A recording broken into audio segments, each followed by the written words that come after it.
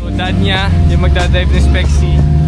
And yun, actually kinakabahan ako kasi hindi pa kami gusto ng dad niya. Tapos okay lang yan bro. Enjoy mo yan. Punta to ha. Parang malapunta.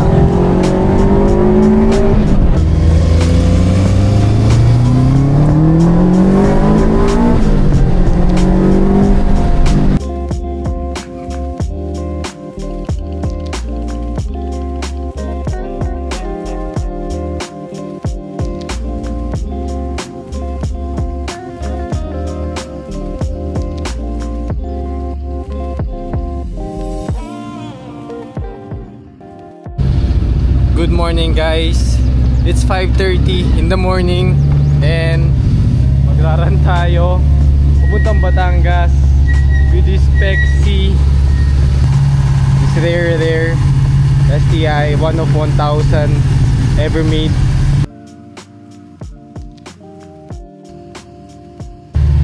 Ito nga pala si Philip, so dad niya yung magdadrive ng Spexy. And yun, actually kinakabahan ako kasi hindi pa kami gusto ng dad niya. Tapos Okay lang yan bro. Enjoy mo yan for sure. Punta to ha. Parang malabunta. Enjoy mo lang bro. Yes sir.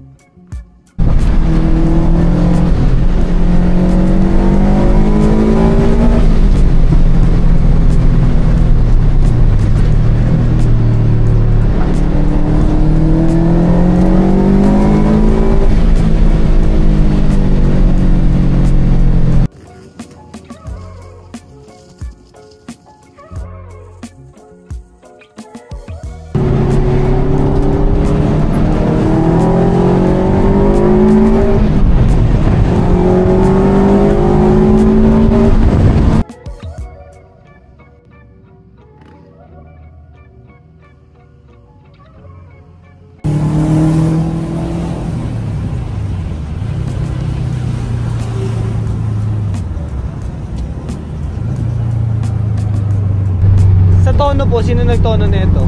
Si Jet Neri. Jet Neri, Taga Cebu. Namatay na yun. wow. Yung pamangkin niya yung Nagtutuloy ngayon. nagtutuloy ngayon. Wow.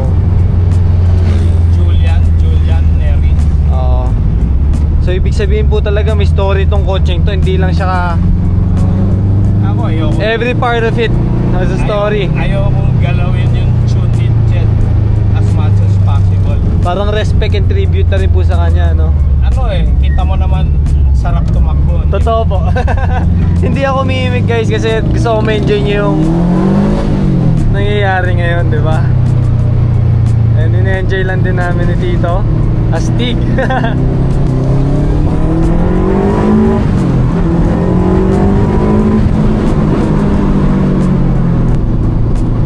Sarap tumata.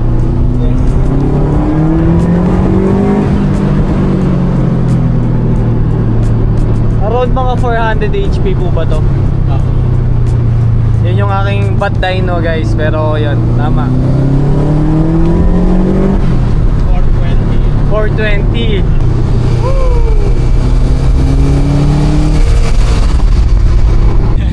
Sobrang ayos. Okay. Grabe mag-dive si Tito. Yeah. OGs. Yes sir. Yes sir. OGs are different, bro. Yes sir. Yo, as in. Sige, ingat kayo. No. Kinakabahan pa rin ako. Kahit pa. Yes sir.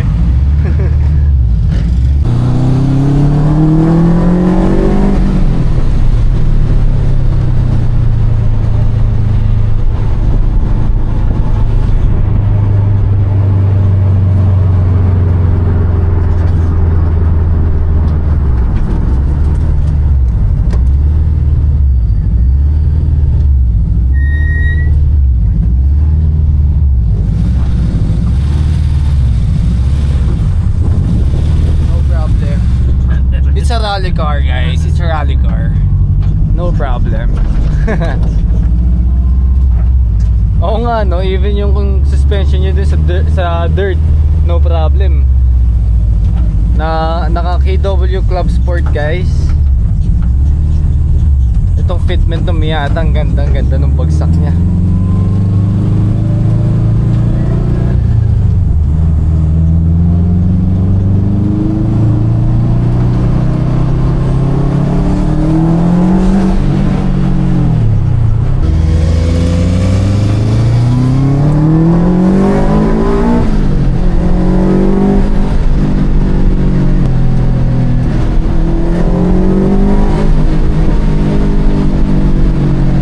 Flat out cornering, walang problema. Wow. Yan yun guys, yung fine tuning ng kotse kapag na perfect. From power, chassis, driver. Damn.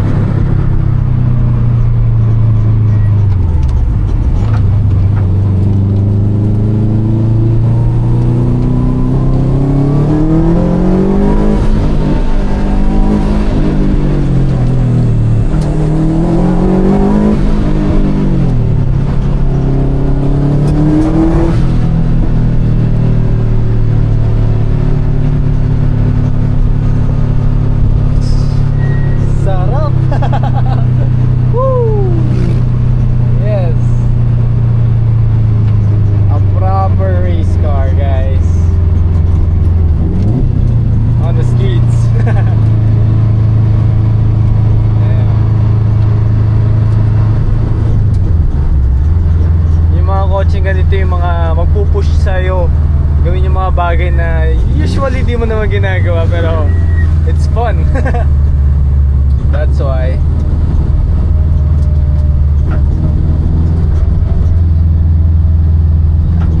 ...420 horsepower Spec C.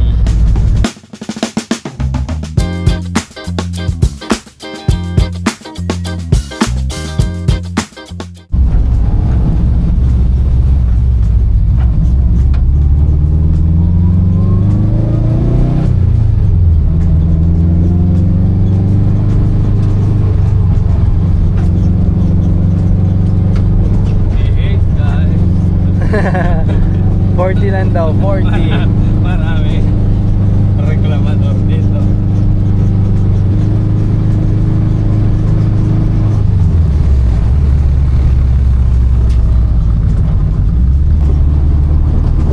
Look at the view. Ito nga pala yung likod niya, guys.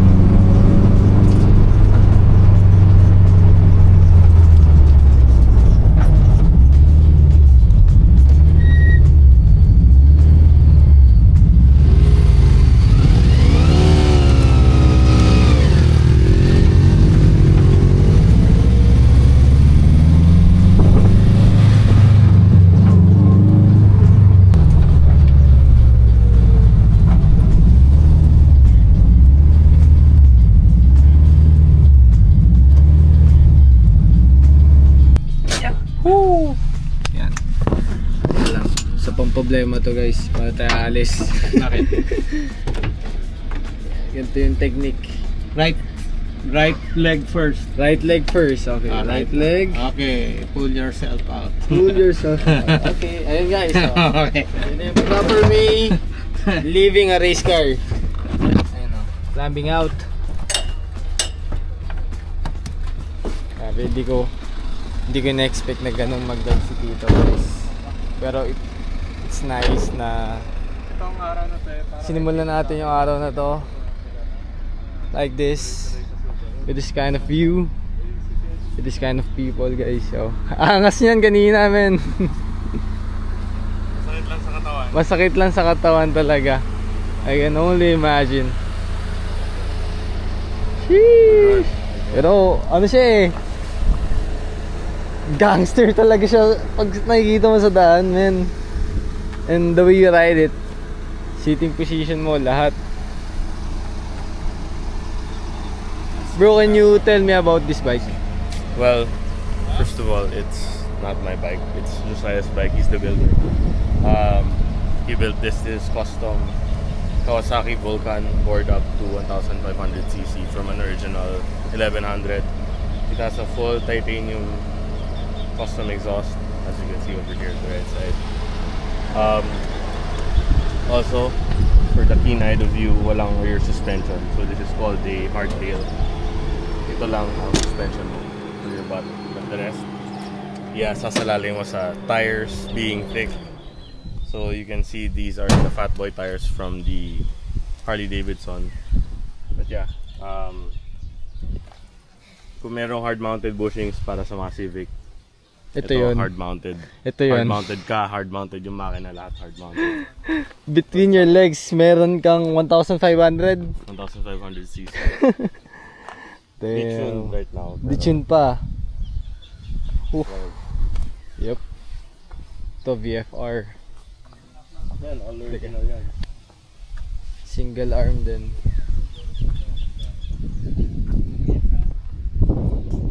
Ganda na ito.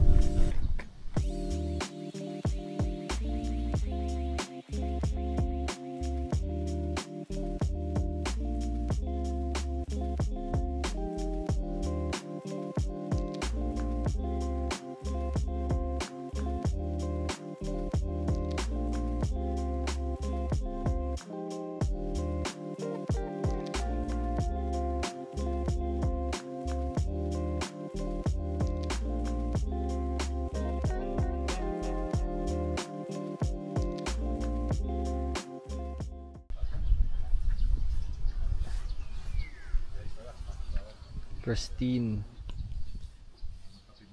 Ang linis ng loob. Thank you car. Even the fitment.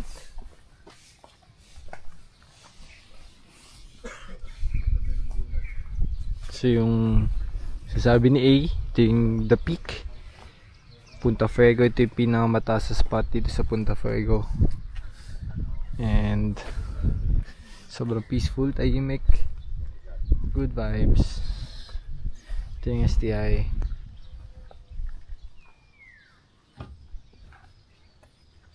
Off-road drive.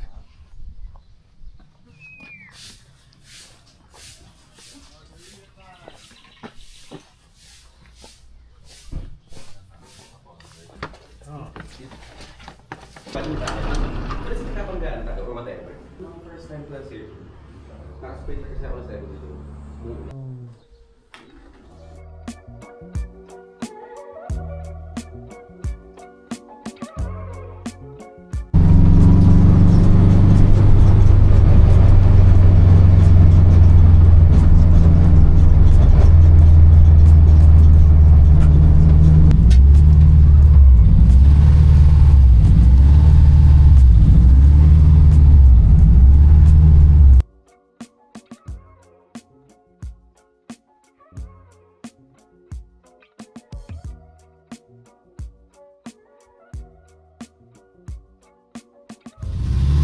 Panagutan natin tong race car na to ngayon. It's a sunny day, mainit. Because race car.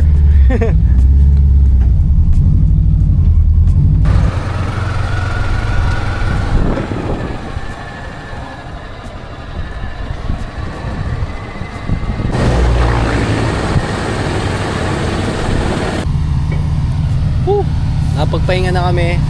It's about magpa 5 PM na rin, and we're gonna head back pabalik na shop. Same cars, nakuha na yung ginamit namin papunta.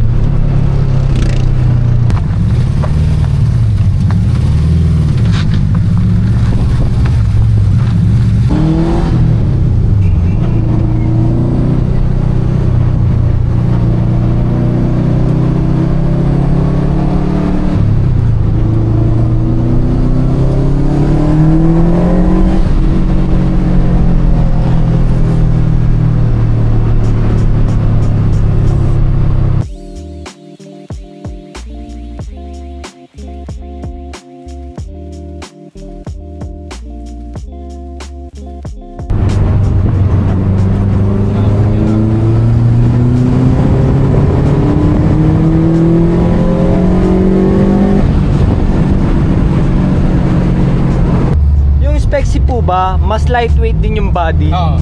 Tama po, ano? Aluminum yung ano. Gold.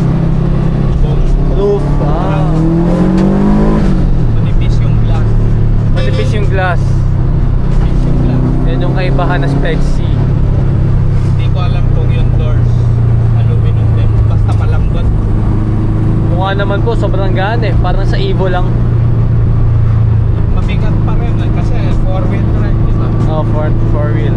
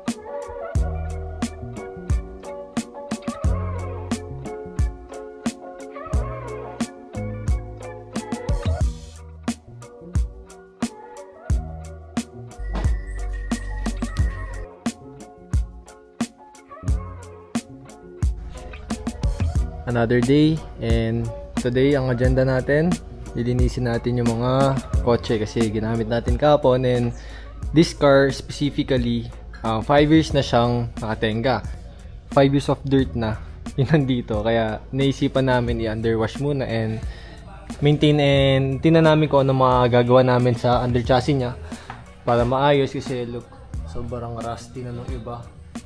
Even though nag-handle siya ng maganda kahapon kasi ayun, it's a new day ngayon, pahinga lang after nung run, so continuation lang to nung ganap kahapon. You can see the all-wheel drive system here, yung rear diff, axle, yan, titanium exhaust, agency. It's showing its age na talaga. Yan, yung mga bagay na need ayusin. So kung maayos na yung handling nito, based sa nakikita ko ngayon, mas gaganda pa kapag na-refresh itong mga pang-ilalim or nabigyan ng TLC.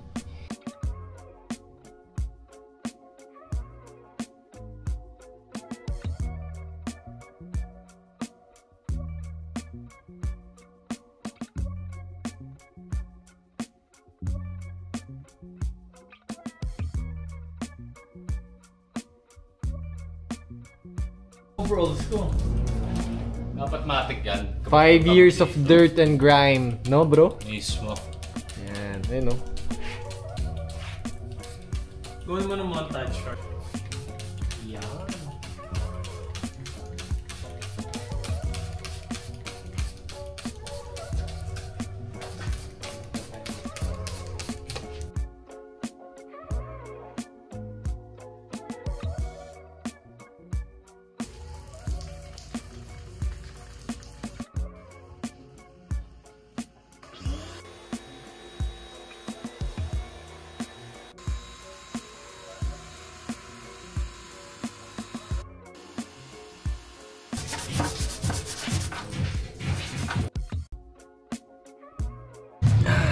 Pahinga lang kami, mainit kanina. Malinis na yung ilalim nung Spec C. Alis na yung Z.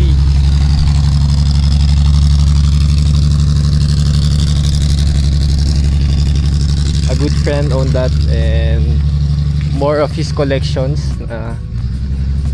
Makikita nyo siguro soon here in the shop kasi may maintain namin, and actually that's what we're doing. Yun yung ginagawa namin ngayon. Okay na. Ano pala? Mukha na lang siyang 2 years na tambak. Kanina medyo 10 eh.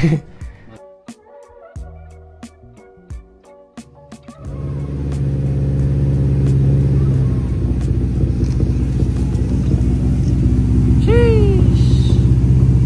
Cold start. Pero actually may problema pa yung idle na ito. Pero yeah, madala ka na makakita ng ganitong Spec C. Yan. Letest namin yung Spec C kung may mga pagbabago. TV natin, oh. Hawak na lang tayo, madami tayong mahawakan. Sige.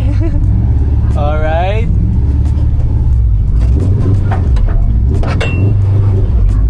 First time mo makasakay dito, Kal? Yep. Yan. May inis ka na lang sa clutch eh.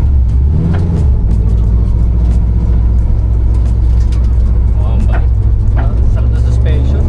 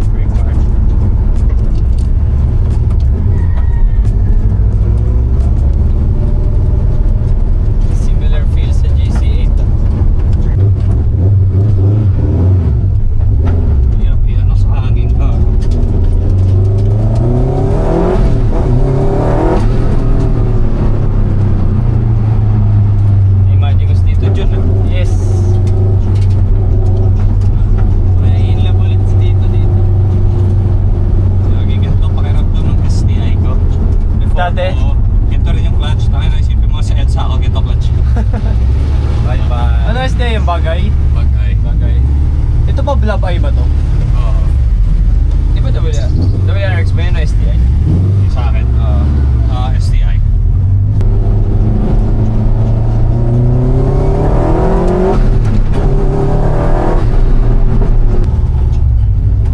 Woo! Subaru power.